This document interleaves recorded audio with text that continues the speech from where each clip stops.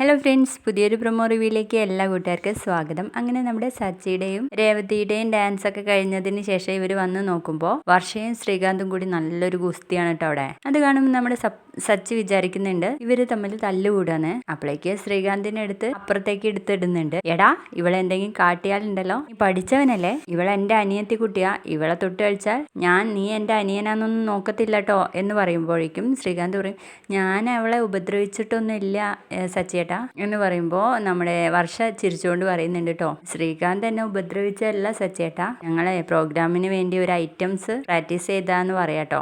ഇത് കേൾക്കുമ്പോൾ നമ്മുടെ സച്ചി രേവതിയോട് പറയുന്നുണ്ട്, രേവതിയേ ഇപ്പോൾ നമ്മൾ ആരായെന്ന്.